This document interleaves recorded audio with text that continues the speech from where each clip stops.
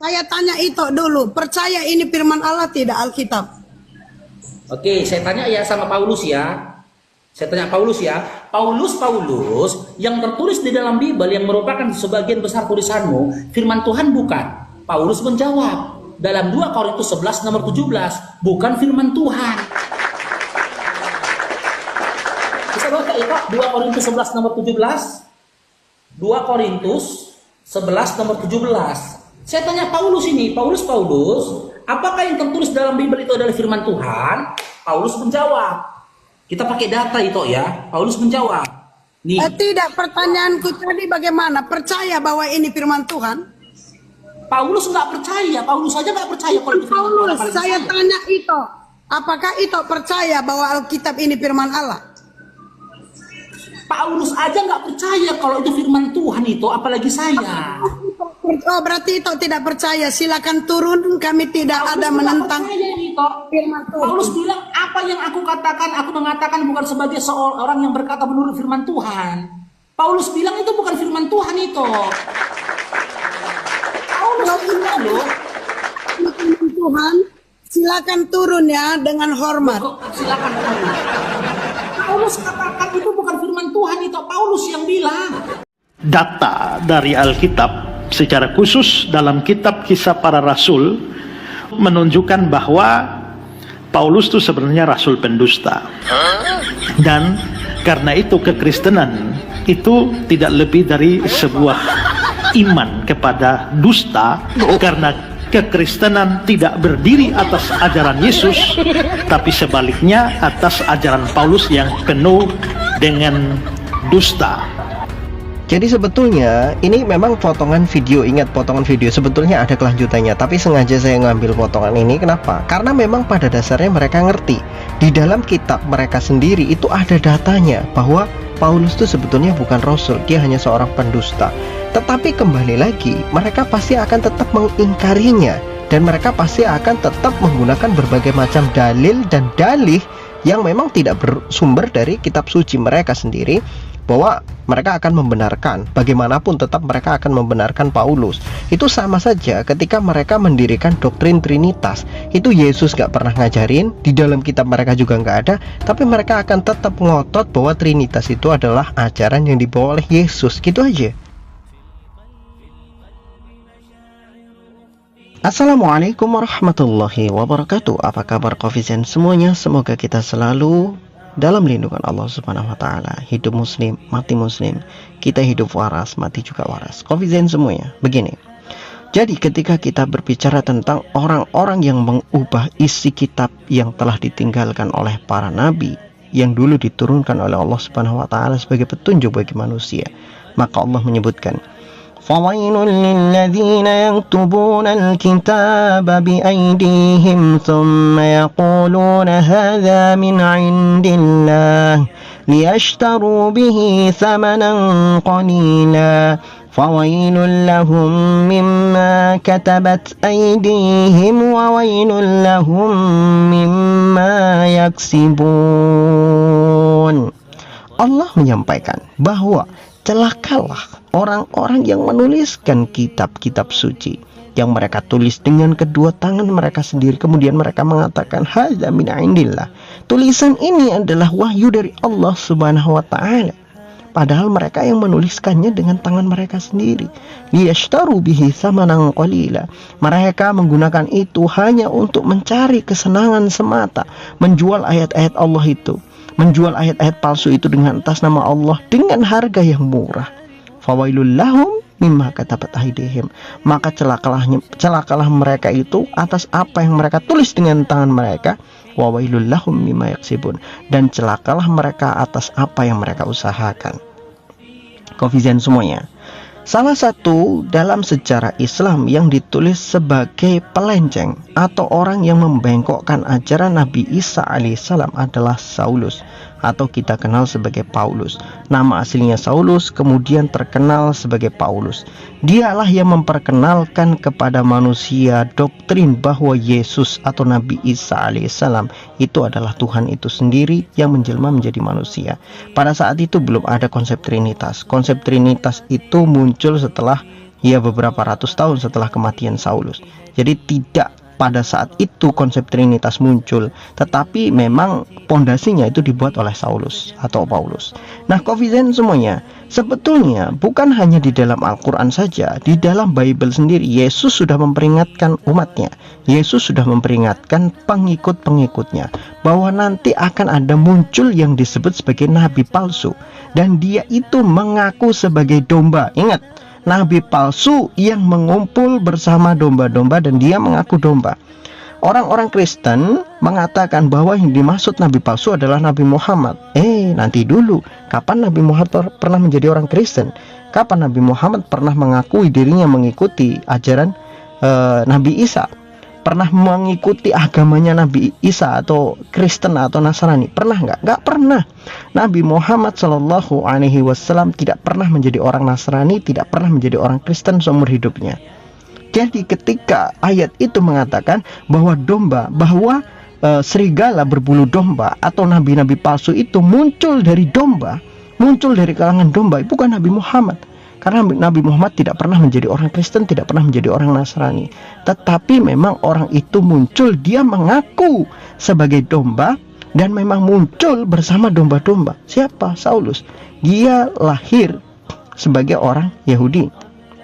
Kemudian di akhir hidupnya dia mengaku mendapatkan petunjuk dari Yesus. Dia mengajarkan ajaran Yesus, katanya kan begitu. Tetapi apa yang diajarkan melenceng dari semua yang telah diajarkan Yesus. Dialah yang mengajarkan bahwa Yesus adalah Tuhan yang menjelma sebagai manusia. Itu. Jadi bantahannya adalah di situ. Nabi Muhammad tidak pernah menjadi orang Kristen. Maka tidak mungkin ayat itu yang mengatakan nabi palsu yang berasal dari domba-domba itu adalah Nabi Muhammad. Tidak mungkin. Karena di situ Yesus jelas-jelas mengatakan nabi palsunya itu berasal dari para domba. Kemudian ayat yang lain mengatakan bahwa nanti pada hari kiamat Yesus, orang-orang yang menyembah Yesus di dunia itu akan menyeru kepada Yesus, wahai Tuhan kami, wahai Tuhan kami. Tetapi Yesus menolak mereka, mengusir mereka, dan mengatakan mereka itu adalah penjahat, mereka itu adalah orang-orang zalim, mereka itu adalah orang-orang yang tidak mengikuti petunjuk yang sudah dibawa oleh Yesus. Mereka diusir, ditolak oleh Yesus. Coba bayangkan. Jadi artinya orang-orang yang selama ini menyembah Yesus, nanti pada hari kiamat Yesus sendiri mengatakan mereka akan diusir oleh Yesus. Karena memang apa yang diajarkan Yesus itu tidaklah mengajarkan umatnya untuk menyembah dirinya, tetapi Yesus mengajarkan supaya umatnya atau kaumnya menyembah kepada Tuhan yang disembah oleh Yesus. Yesus sembahyang, Yesus sholat, Yesus sujud, Yesus berdoa hanya kepada satu Tuhan saja. Yesus mengajarkan kepada kaumnya bahwa hanya ada satu Tuhan dan Yesus adalah utusan Tuhan. Tidak pernah sekalipun Yesus mengatakan dia adalah Tuhan yang harus disembah oleh manusia. Maka nanti di hari kiamat ketika orang-orang yang menyembah Yesus datang kepada Yesus menyeru dia, Tuhan, Tuhan, Tuhan, Yesus mengusir mereka. Kalau Yesus mengusir mereka, berarti mereka pasti masuk dalam neraka. Makanya Kofizen semuanya, apa yang akan dilakukan oleh orang-orang yang menyembah Yesus di dalam neraka? Apa azab yang akan mereka terima? Di dalam Al-Quran disebutkan beberapa ayat, terutama adalah ketika kita berbicara tentang waquduhan nasu wal hijarah. Jadi orang-orang kafir itu disiapkan azab oleh Allah Subhanahu wa taala di dalam neraka yang bahan bakarnya adalah waquduhan nasu wal hijarah. Bahan bakar api neraka itu adalah manusia dan batu. Para ulama mufasir menyebutkan bahwa batu-batu yang dimaksud di situ adalah patung-patung yang dulu disembah oleh mereka di dunia. Kalau mereka menyembah patung-patung Yesus, menyembah patung-patung ya pokoknya selain sesembahan kepada Allah Subhanahu wa taala, maka patung-patung itu akan dikumpulkan oleh Allah Subhanahu wa taala di dalam neraka bersama manusianya dan dibakar bersama-sama. Dan itu adalah siksaan yang harus mereka terima dalam keadaan yang abadi. Tidak seperti orang muslim yang masuk neraka. Orang muslim masuk neraka itu ada batas waktu. Ketika dosa-dosanya sudah selesai, maka dia akan dikeluarkan dari neraka, dimasukkan ke dalam surga. Tapi orang-orang kafir tidak seperti itu. Orang kafir kalau sudah masuk neraka ya sudah, mereka tidak akan pernah keluar dari dalamnya. Mereka akan tetap abadi di dalam neraka dan tidak akan pernah dikeluarkan dari dalam neraka. Lalu bagaimana dengan Paulus? Apa yang Allah Subhanahu wa taala akan lakukan dengan orang yang menyimpangkan agama yang sudah dulu Allah turunkan dengan jalan yang lurus? Nah, begini Kofizen semuanya. Ada satu hadis dari Rasulullah Shallallahu Alaihi Wasallam yang bisa menjadi sebuah rujukan bagi kita. bahwa dulu ada orang bernama Amr bin Luhai. Dia adalah manusia yang merubah ajaran Nabi Ibrahim alaihissalam di Arab. Maka Allah Subhanahu wa taala letakkan Amr bin Luhai di dalam neraka yang paling dasar. Kemudian dia itu disiksa dengan siksaan yang berat. Kemudian Tuhan Allah Subhanahu wa taala keluarkan ususnya, tercerai-berai, dan dia menarik terus-menerus ususnya itu di dalam neraka sambil disiksa. Itu adalah gambaran siksaan dari Amr bin Luhai. Maka kalau kita menjadikan kisahnya Amr bin Luhai sebagai rujukan, maka siksa-siksa orang-orang yang mengubah ajaran-ajaran para nabi terdahulu ya tidak jauh-jauh juga dari apa yang dialami oleh Amr bin Luhai. Karena konsekuensinya sama, kelakuan mereka sama, maka yang didapatkan azabnya juga mirip-mirip, hampir sama. Ada mungkin yang lebih keras, atau mungkin ada yang lebih ringan, disebabkan kedoliman mereka berbeda-beda. Tetapi yang jelas, biasanya memang Allah Subhanahu wa taala ketika memutuskan satu azab bagi satu kaum, maka semua kaum mendapatkan itu. Ketika Allah Subhanahu wa taala menetapkan bahwa orang yang masuk di dalam neraka, orang yang masuk di dalam neraka itu disebabkan karena pencuri, maka Allah Subhanahu wa taala akan potong tangannya berkali-kali, dan itu akan kembali lagi, potong lagi, kembali lagi, potong lagi. Maka semua hukuman pencuri di dalam neraka akan sama. Kalau Allah memutuskan bahwa orang yang mengubah ajaran Nabi itu harus ditempatkan di dasar neraka dengan usus yang tercerai-berai, kemudian dia menariknya, usus itu, menarik ulurnya, maka keputusan itu juga akan berlaku bagi orang-orang setelah Amr bin Luhai yang mengubah ajaran para nabi terdahulu. Jadi termasuk Saulus. Kalau memang Saulus betul terbukti dia adalah orang yang mengubah ajaran Nabi Isa alaihissalam, maka azab yang dia terima adalah sama seperti apa yang didapatkan oleh Amr bin Luhai berdasarkan hadis yang diriwayatkan Nabi Muhammad SAW. Karena di dalam neraka azab Allah itu sangatlah adil. Bagi mereka yang dolim, keadilan kedoliman disesuaikan, disetarakan dengan tingginya kedoliman itu sendiri. Semakin tinggi dolimnya, semakin berat siksanya. Semakin ringan dolimnya, maka semakin ringan siksanya. Tetapi seringan-ringannya siksa di dalam neraka, kita tidak akan pernah mampu membayangkannya. Rasulullah mengatakan hanya ada satu orang, hanya ada satu manusia yang mendapatkan azab paling ringan, yaitu Abu Thalib, paman dari Rasulullah Shallallahu Alaihi Wasallam. Beliau itu dipakaikan terompah, kemudian beliau disuruh untuk menginjak sebuah batu, dan batu itu di bawahnya dibakar dengan api neraka. Maka dengan siksa yang seperti itu, otaknya mendidih. Itu adalah yang paling ringan.